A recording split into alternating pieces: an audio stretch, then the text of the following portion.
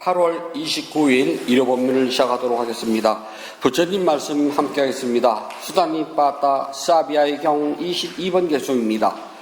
고요함을 얻어 선과 악을 버리고 티끌을 떠나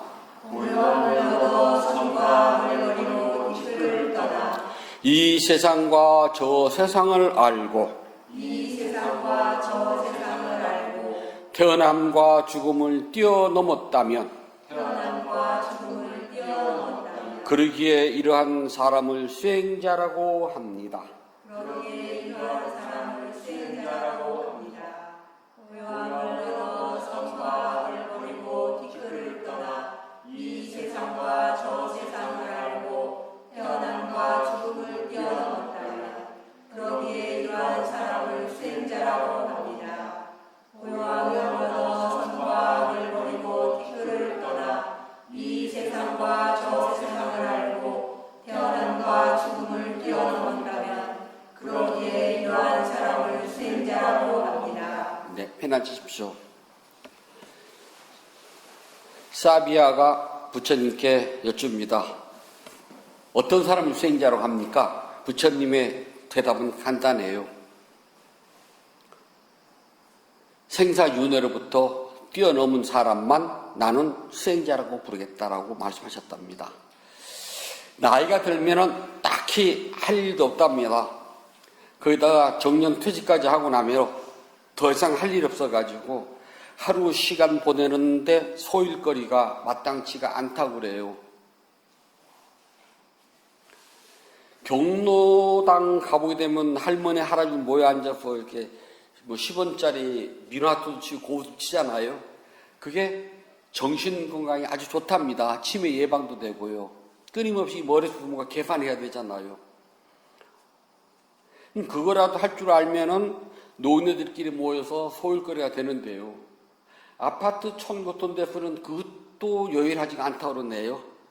그래서 보니 이제 나이가 들면은 마땅한 소일거리가 없으면 텔레비전 앞에 앉아가지고 뭐 연습곡을 보든지 또 아니면 뭐 영화를 보든지 음악 감상을 하든지 뭐 코미디 프로를 보든지 그렇게 시간 때우는 게 다랍니다. 나이가 들어서 자기가 할 수 있는 소일거리가 뭐가 있을까 하는 생각해 보세요. 사람들은 나이가 들어서는요, 딱히 할 만한 소일거리가 참 힘들답니다. 내 몸이 예전처럼 싱싱할 때는 뭐라도 하겠지만 시간이 지나면 지날수록 있잖아요. 내 몸은 예전 같지가 않아요. 젊었을 때는 절기도를 한다고 절을 열심히 합니다. 나이 들어서 할 수 있을까요? 저는 책 보는 걸 엄청 좋아했거든요. 정말 손에서 천 안 떨어졌어요. 그런데 저도 나이가 드니까요, 쳐다보면은 이제 눈물이 나요. 그리고 깨알처럼 잔 글씨는 보지도 않고요. 그리고 책장 계속 넘기다 보면 살콤, 좀 짜증도 나고 그래요. 자, 늙어서 내가 평생 즐길 수 있는 게 뭐가 될까요? 뭐가 있을 것 같아요?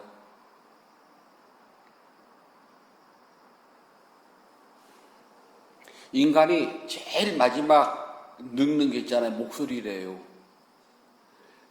그래서 가수는 있잖아요.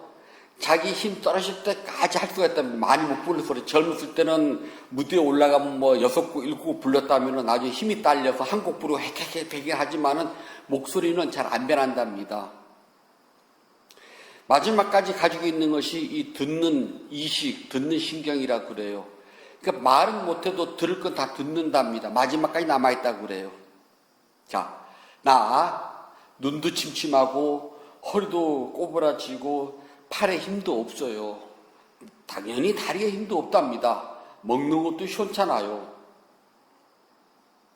그때 내가 가지고 놀 수 있는 나의 장난감 뭐가 있을까요?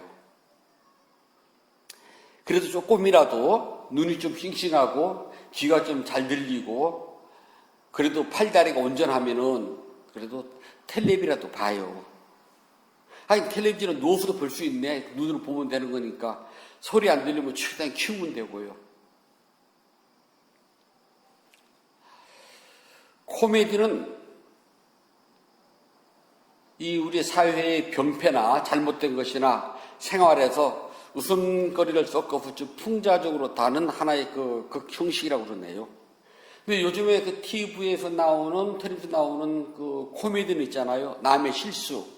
우리가 기억하지 못하고 잊어버린 것들, 또 차마 말하기 곤란한 것들을요, 한바탕 비비 꼬아가지고 만든 게 코미디랍니다. 즉, 남의 불행, 남의 아픔, 또 남의 실수, 남의 민망함을 코미디로 만들기가 제일 좋답니다. 그래서 우리가 재미있다고 웃는 코미디들은 하나같이 남의 아픔, 실수, 민망함 또는 기억하지 못하는 것들을 한번 꼬아가지고서 웃음을 주는 것이 코미디랍니다. 한번 우리가 그 살아온 삶을 보면은요, 우리의 삶은 정말 희극이고 코미디의 연속이랍니다. 그래서 찰리 채플린이라는 배우는요, 우리 인생은 멀리서 보면 희극이고 가까이서 보면 비극이라고 그런답니다. 또 반대로 할 수도 있어요. 멀리서 보면 비극인데 가까이서 보면 희극일 수도 있답니다. 시든 장미꽃을 가까이서 보면 별거 아니지만 있잖아요. 조금만 떨어져 보면 옛날에 참 아름다운 꽃이었답니다. 여름에 음식물 쓰레기는요, 진짜 처치곤란이에요. 그래도 음식물 쓰레기 봉지가 제일 작은 것이 3리터잖아요. 더 작았으면 좋겠다만. 근데 혼자 사는 사람은요, 그 3리터를 채우려면은 저 같으면 일주일을 채워도 다 못 채워요.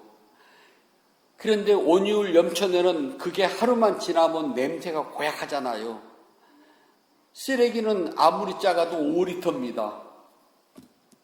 그거 채우기 힘들어요. 그렇다고 밑바닥 깔린 것만 또 버리기도 그렇잖아요.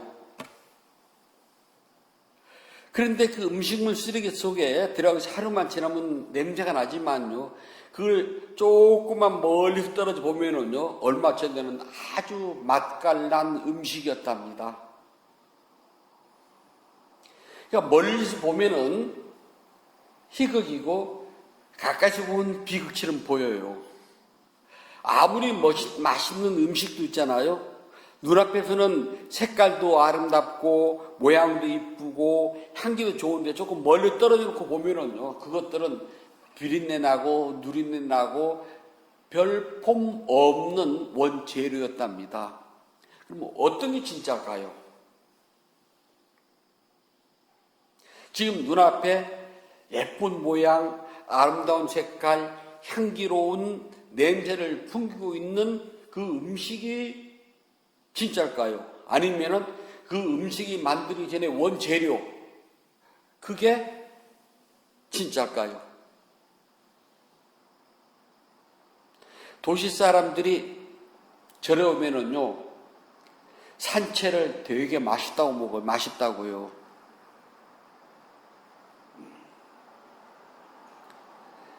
예전에 다른 절에 살 때 어떤 불자가 아주 맛있는 집을 발견해서 스님들 꼭 공양 올리고 싶다고. 그래 차를 타고 한참을 달려갔어요. 산으로. 뭐가 있길래요. 뭐 요즘 맛있는 건 다 산속에 있으니까요. 그래서 잔뜩 기대라고 갔는데 내렸더니 산채 정식 비빔밥이에요.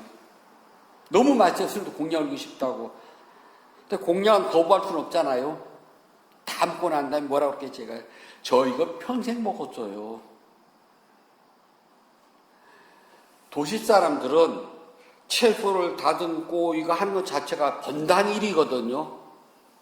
더더군다나 산채는요, 이게 때에 되면은 뜯어다가 삶아서 말려서 다시 또 잘 보관했다가 먹으려면은 그걸 또 삶아서 불려서 이게 절차 복잡하잖아요. 그래서 자주 접하지 못했던 거니까 아주 맛있고 특별한 걸 수 있지만은 평생 그 속에서 살아온 저는 있잖아요. 쳐다봐도 징그러운 거거든요. 저는 지금도 산에 올라가면서요, 고사리가 눈에 띄든 고비가 눈에 띄든 도덕이 보이든 도라지가 보이든 저는 절대 손 안 대요. 그냥 가요. 그러면 다른 스님들이 뚝뚝 따거든요. 그래서 저한테 그래. 왜 그냥 가? 그러거든요. 스님이나 많이 따. 난 쳐다봐도 지겨워. 돈 주고 사 먹어. 그러거든요. 전 그래요. 전 돈 주고 사 먹어. 그래요. 맛있잖아. 나도 알아. 하지만 그것보다는 나는 야 칼나물 더 맛있어. 그러거든요. 칼나물.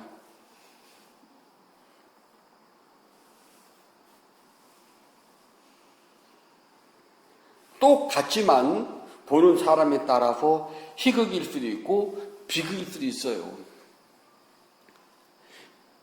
비 오고 난 다음에 그 산나물이 막 쭉 이렇게 산불 난데, 그리고 비 오고 난 다음에 가면은 나물이 많아요.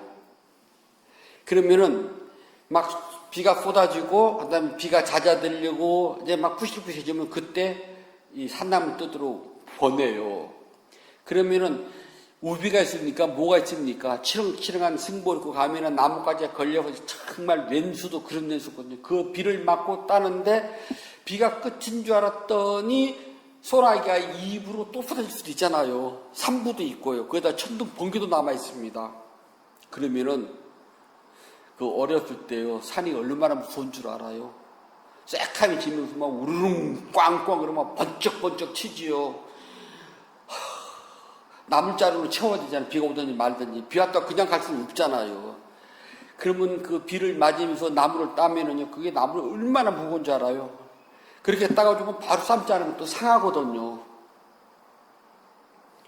그게, 그렇게 해놓으면은 조련을 불자들은 어머, 너무 맛있어요. 그러지만 저는 거기에 내 피눈물 들어가 있답니다. 그러거든요. 하루도 안 맛있어요. 지금도 안 맛있어요. 그래서 지금도 그거 따는 스님은 그래요. 그게 지금도 따고 싶어 그러거든요. 물론 늦게 출가한 스님들은 그걸 모르지만은 저희처럼 어릴 때 출가한 스님들한테 꼭 물어봐야지. 스님 그게 지금도 하고 싶어 그러거든요. 이 습관이랍니다. 버려. 나는 쳐다도 안 본다.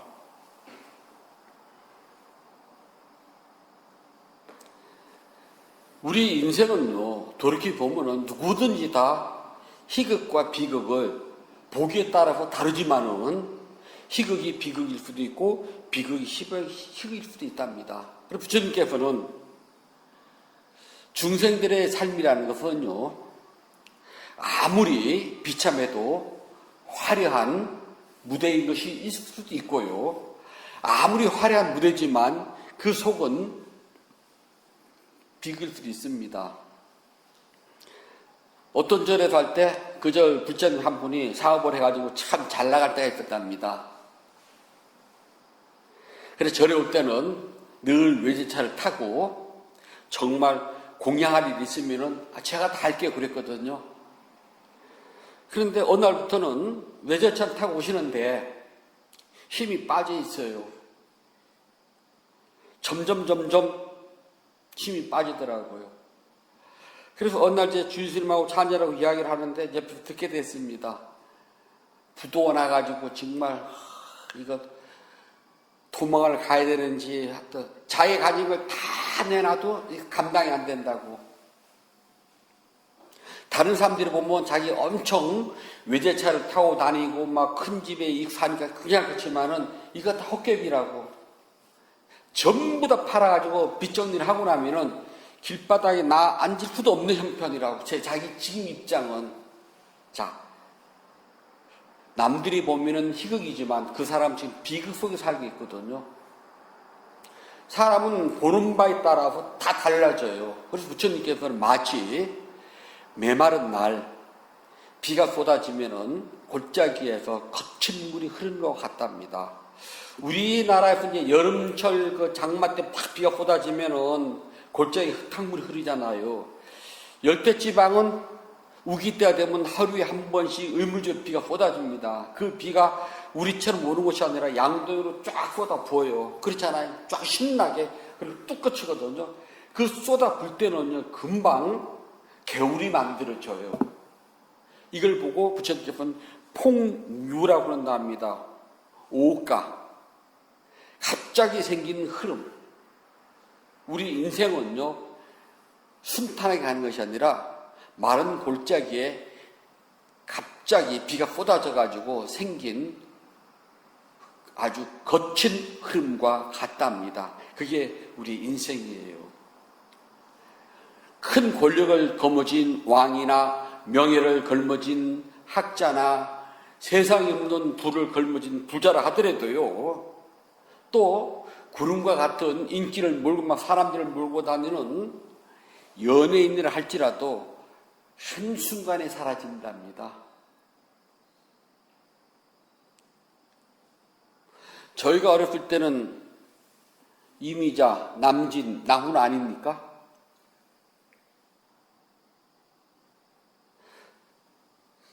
저희 군대 생활할 때 썬데이 소울이라는 주간지가 있었거든요. 그게 보게 되면 그때 당시에 유명한 여배우들이 표지로 나오잖아요. 그래서 예쁜 표지가 나오면요, 그걸 쫙 찢어가지고 접어서 있잖아요. 고참들 이 철모 속에다 이렇게 싹 접어서 넣어주거든요. 기억나세요? 그거? 그래, 철모를 벗으면은 그 안에 사진 한 장씩은 다 들어있어요. 그리고 신간이 나오면 고참들한테 바로바로 드리고 고참들 걸 빼서 이제 밑으로 내려가요. 그래서 쫄병 때는 거의 너덜너덜해진답니다. 그런 배우들도 있잖아요. 시간이 지나면 추해지게 늙어요. 세상 없는 부를 걸머진 재벌도 있잖아요. 나이 들어서 힘 빠지면 별 볼 일 없어요. 그래서 이 세상은요, 완전히 갖춘 사람은 단 하나도 없답니다. 부처님만 유일하게 지혜와 복을 다 갖추신 분이랍니다. 근데 부처님이 우리가 알고 있는 세상의 복이 아니라는 점, 부처님도 아프셨고요, 부처님도 끼니를 굶으셨답니다. 그리고 부처님도 매일매일 남집 가서 얻어먹었던 거지였습니다. 부처님의 복은 그런 복이 아니라 많은 사람들에게 법을 펼칠 수 있는 복, 그게 최고거든요. 부처님은 세상의 복이 아니라 세상을 뛰어넘는 복을 가지셨다는 뿐이랍니다. 그 중에서 어떤가 하는 복은 생사윤회로부터 완전히 벗어나신 복, 스스로 깨달음을 이루신 복, 어떠한 공양이라든지 모든 공양을 당연히 받을 수 있는 복을 가지신 분입니다. 그 외에 모든 중생들은요, 아무리 순탄한 삶을 살았다 해도 어려움을 겪어야 되고, 아무리 어렵다고 해도 나름대로 미소를 가지고 있답니다. 한번 자기 자신을 잘 돌아봐요. 365일 거친 삶만 살았는지, 아니면 그 때때로 웃기도 했는지. 그래서 윤회 속에서 살아가는 모든 생명 있는 존재들은요, 폭류라고 하는 거친 흐름을 벗어날 수가 없답니다. 다 여기에 휩쓸려 내려가요. 여기에 휩쓸리면 죽는답니다. 폭류는 생명 가진 존재들을 전부 다 한순간에 삼켜가지고요, 윤회로 끌고 들어간답니다. 벗어날 기약이 없어요. 그래서 부처님께서는 이 폭류를 4가지로 구분하셨답니다. 첫 번째는 감각적인 욕망에서 오는 폭류. 눈, 귀, 코, 입, 몸, 마음 6가지. 우리가 이걸 6가지 문이라 그래요. 육문 또는 6가지의 우리 몸의 기관, 그래서 육근이라고 한답니다. 이 기관이 존재하는 한, 이 기관들이 열려있는 한, 문은 열고 닫을 수 있는 것이거든요. 담벼락이 아니라 문입니다. 그래서 문은 필요할 때 열고 닫아요. 그래서 내가 좋아하는 것이 있으면 엽니다. 내가 싫어하는 것이 있으면 닫아요. 그래서 부처님은 문이라고 표현하셨던 겁니다. 보는 눈은 내가 좋아하는 것이 있으면 언제든 열고 보지만 내가 싫어하는 것은 딱 닫아요. 귀는 나한테 달콤한 소리는 열고 듣지만 나한테 거슬리는 소리는 언제든지 닫고 싶어요. 그래서 여기에 들어오는 것은 원초적인 욕망만 남아있어요. 그래서 이걸 보고 까마, 그냥 근원적인 형태입니다.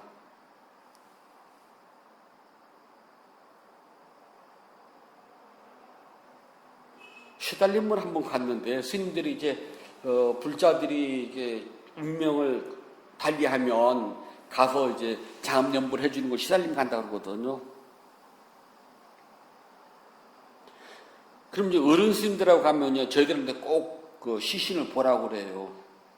그래야지만 수행에 많은 도움을 받는다. 이걸 봐야지만 삶에 대한 욕망이 사라지고 세속에 대한 욕망이 사라진다고. 그래서 저는 아주 일찍부터 시신을 참 많이 봤답니다.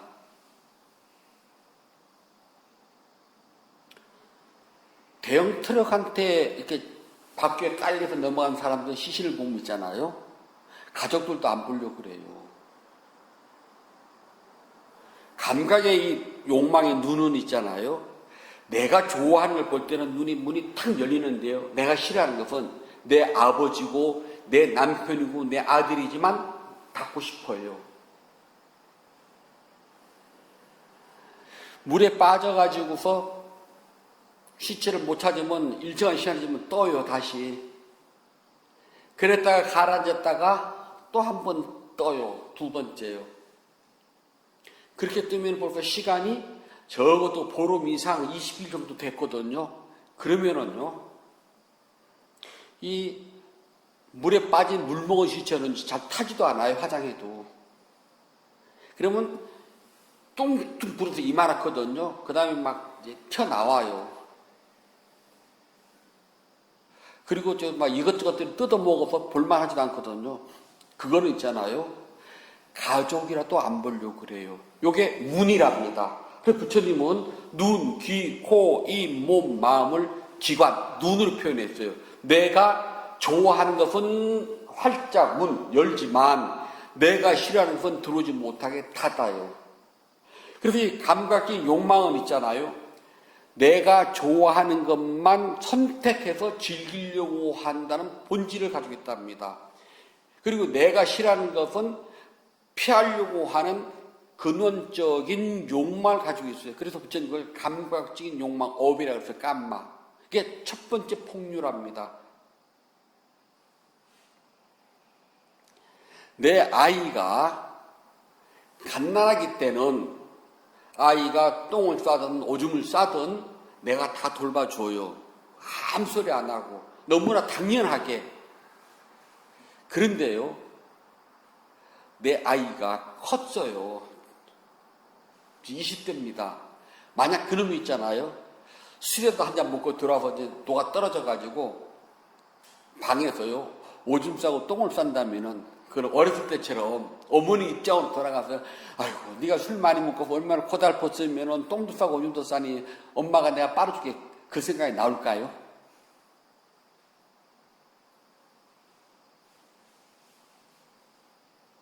안 나온답니다.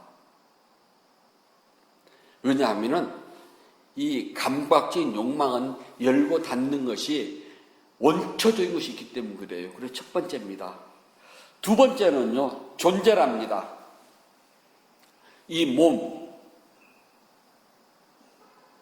바와 몸, 이 몸뚱아리가 있으면 있잖아요. 이 몸은 누구를 막론하고 자기 몸이 편하길 바래요. 젊었을 때는 아이와 남편을 위해서요, 삼시세끼 밥을 해줘도 별 부담감 없이 잘 해줬답니다. 이건 당연한 거야. 엄마니까, 아내니까, 며느리니까. 근데 나이가 있잖아요. 40 중반, 50대가 되면은 엄마, 아내, 이런 거 어떻습니까? 귀찮지 않아요? 저도 아침을 혼자서 해먹지만은 어떤 날은요, 그냥 의자에 앉아서 이렇게 쳐다봐 싱크대를요. 해 먹어야 되나? 말아야 되나? 안 먹고 사는 법 없나? 제 몸뚱아리 제가 먹어도 귀찮아요. 하물며 남 해주는 거는요. 그래서 아줌마들이 여행 가면 제일 좋은 게 뭐냐 물어봤더니 밥 안 해서요.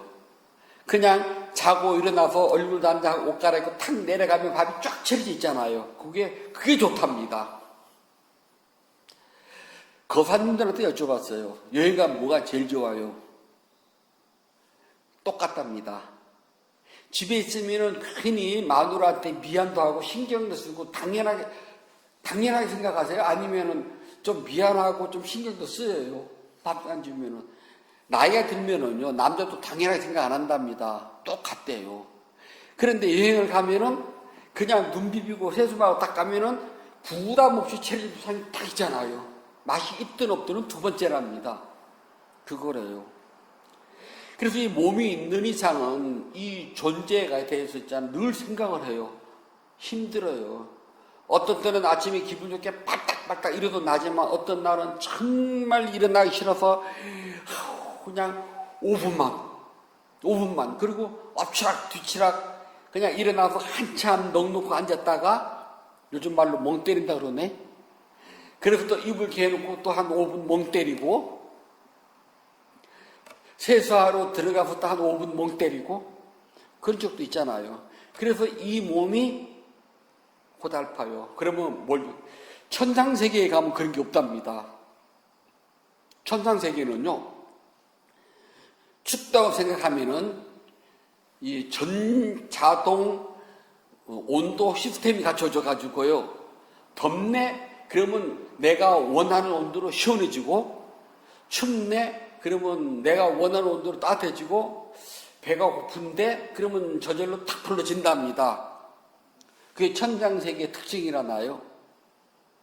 그래서 천상세계에 태어나길 원한다는 겁니다. 그 말 속은 이 몸뚱아리가 고달프다는 소리예요. 허리도 아프고 다리도 아프고 어떤 날은 팔목도 아프고 올여름 더웠잖아요. 정말 더웠잖아요. 그래서 이제 번님들하면서 막 이야기하다 보면 올여름 정말 먹는 듯 고역이다. 그러면 야 해먹는 나도 있어. 그러면 그래 스님 생각하면은 채를 주는 거 먹는 우리가 뭐가 좀 호강 보기 겨운 소리인데 채를 주는 밥 먹는 것도 더워서 귀찮다는 겁니다.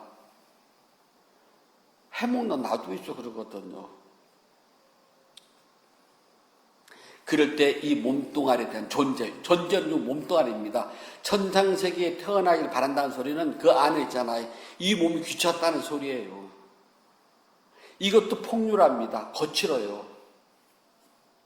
가끔 가다는 이 몸 귀찮지 않아요?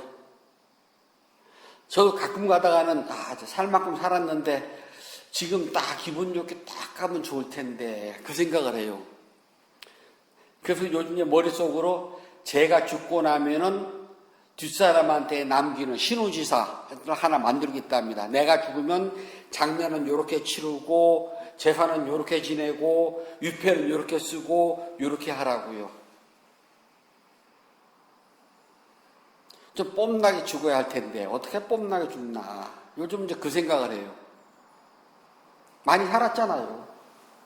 그리고 별로 크게 뭐 유감도 없고 잘 살았어요. 저는 그동안 꽤 괜찮게 살았어요. 근데 지금 죽어도 뭐 후회될 거 하나도 없어요.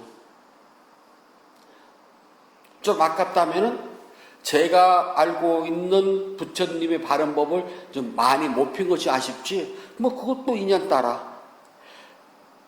그래서 세 번째는 견해의 풍류랍니다. DT 생각.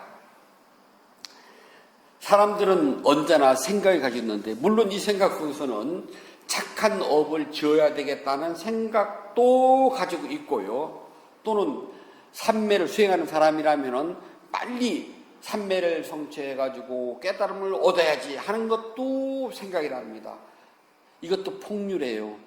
이 폭류가 있으면 수행이 힘들어져요. 수행은 내가 깨닫고 싶다고 막 용을 쓴다고 해서 깨달아지지도 않아요. 예를 들어서 각자가 가지고 있는 총량 법칙에 따라서요. 어떤 사람은 이만큼 먹어도 배가 금방 부른 사람이 있고 어떤 사람은 이만큼 먹어야 배가 부른 사람이 있답니다. 요즘 그 유튜브에 보면은 그 먹방, 그 먹는 방송하는 사람들 있잖아요. 여자인데 뭐 살도 안 찌고 말리고 키도 조금만 하더라고요. 근데 먹는 거 보면 어마어마하게 먹대요. 그리고 또 이렇게 먹고 나서 뭐 뒤돌아서 뭐 토하거나 뱉는 것도 아니고 그냥 먹는데, 야, 몇 번을 저도 이렇게 남들이 봤는데 정말 어마어마하게 먹대, 어마어마하게. 어렸을 때부터 많이 먹었답니다. 등치로 먹는 게 아니거든요. 수행도 마찬가지랍니다. 과거생서부터 인연이 있고 닦아온 사람은요, 금생에 수행도 쉽고 빨리 끝나요.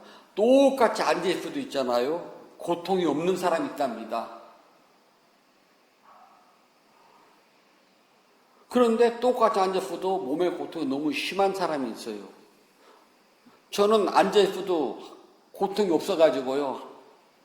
하도 남들이 막 아프다 하니까 저는 괜찮거든요. 그래서 어떻게 무릎을 꿇고 조그마한 조약돌을 구해다가 우리 무릎 뒤 오금쟁이라고 했잖아요. 거기다 놓고 앉아봤거든요. 맨바닥에. 고통이 있나 없나? 어떻게 해요? 고통이 왜 없어요? 앉자마자 으악 소리가 빼버렸죠. 사람에 따라서 고통이 유독 심한 사람이 있고 고통이 거의 없는 사람도 있답니다.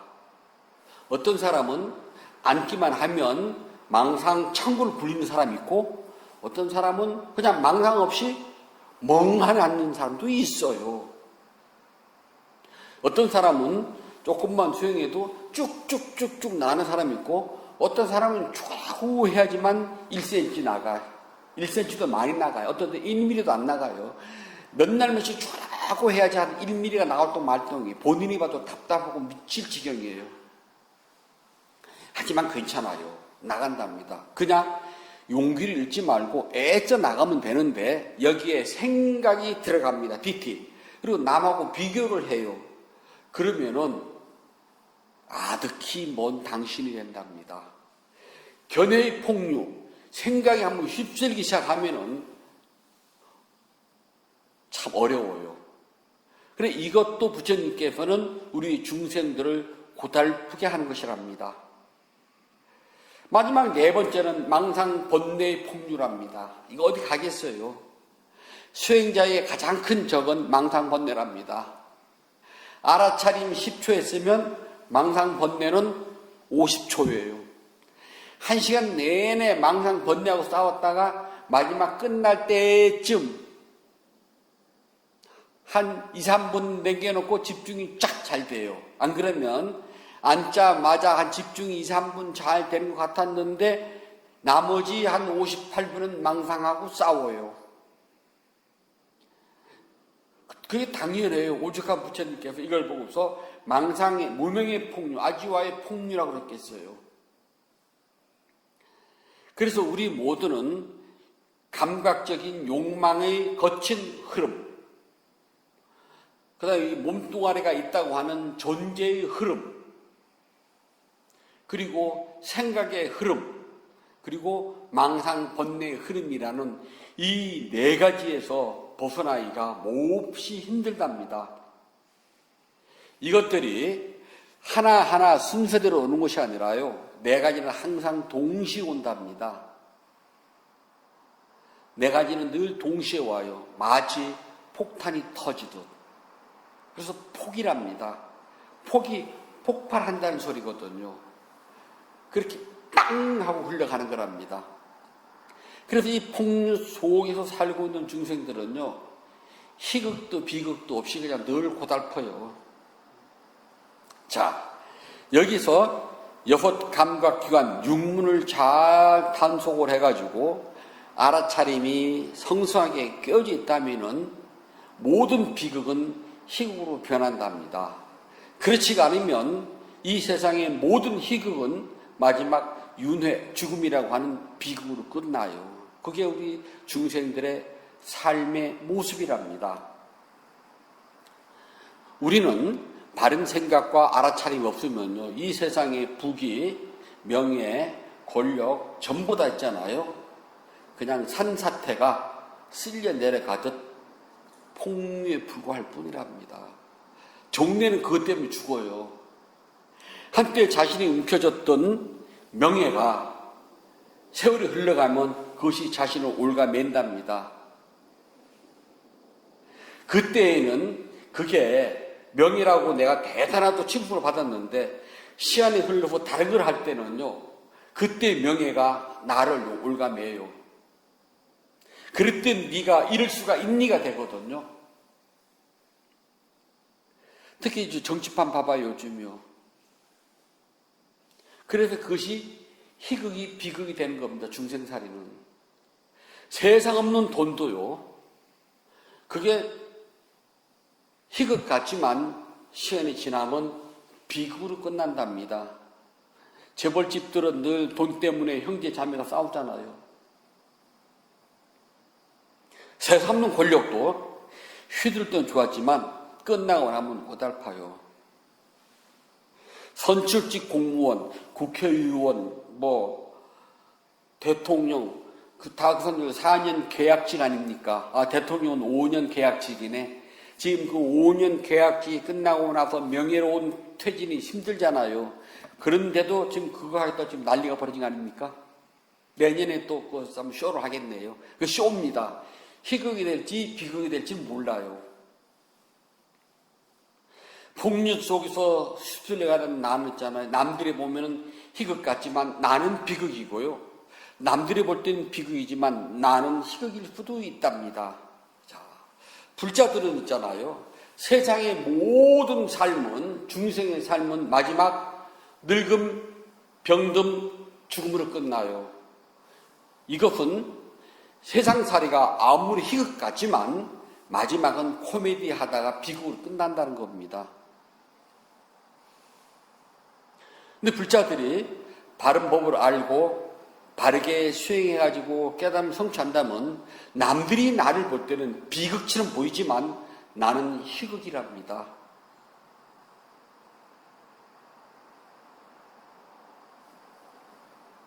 얼마 전에 어떤 불자가 복숭아가 너무 보기가 좋아가지고 저 지방에서 저한테 한 박스를 보냈습니다. 스님 제가 오늘 공양합니다.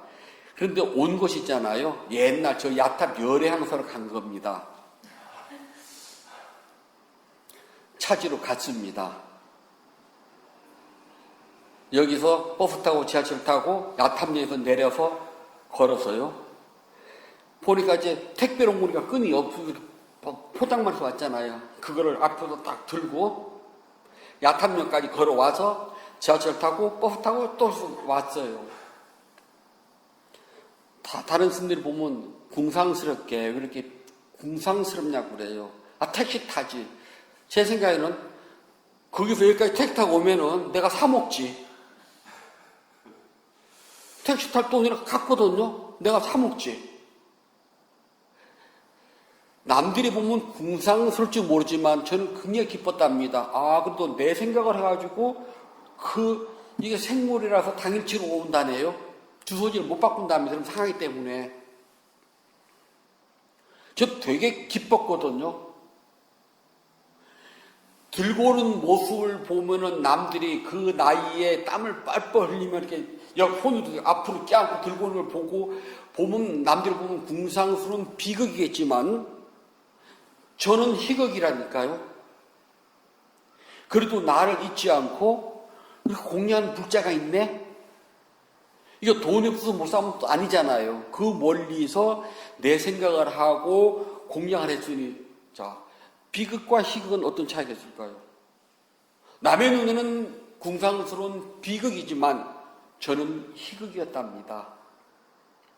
수행자는 남들을 인식하지 않아요. 남들의 눈에는 그것이 비극이고 코미디일 줄 모르지만 수행자 자신은 그것이 아름다운 희극입니다. 특히 수행의 결과로 오는 깨달음은요, 내가 늙어서 힘없이 침대에 누워있어 산소호흡기를 꽂는 그때까지라도 있잖아요. 가지고 놀 수 있는 장난감입니다. 내 팔다리가 아무것도 할 수 없을 때 할 수 있는 마지막이에요. 어떤 분이 갑자기 악기를 배우더라고요. 왜 배우세요? 그러면 늙어 살리 없을 때 이거 하고 놀 거라고. 팔에 힘 빠지면 어떡하려고요? 지금 팔에 힘이 있으니까 이것도 하고 이것도 한다 그러겠죠? 그거 못할 때는요. 흔한 말로 중풍이 왔습니다. 그래서 이렇게 해가지고 이거 할 수 있다고 생각하세요? 그랬거든요.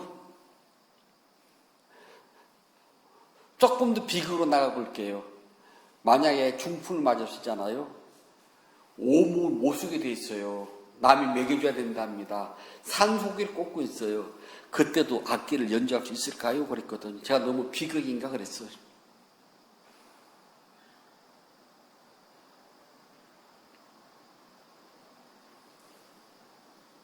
그때는 뭐 할래요? 그때는요. 불자는 비극의 삶을 사는 것이 아니라 남들이 볼 때는 슬프고 코미디고 웃기게 사는 것처럼 보이지만 알아차림을 하고 바르게 붙여있는 법을 닦아 나가는 불자는요. 언제나 희극이고 기쁨이고 진솔한 즐거움만 남아있답니다. 남들이 볼 때는 코미디지만 나는 희극 속에서 아름다운 삶을 살 수 있답니다. 마지막 숨이 떨어지는 순간 산소호흡기를 제거하는 순간까지 있잖아요. 아름다운 삶이 되기를 불자들은 바라야 된답니다. 그러기 위해서는 조금이라도 힘이 있을 때 열심히 정진하시고 복짓는데 게을리하지 마십시오. 그러면은 해피 엔딩으로 끝난답니다. 부처님께서 말씀해 주셨습니다. 수타니빠따 사비아의 경 23번 개송입니다. 온 세상에서 안과 밖으로 모든 죄악을 씻어버리고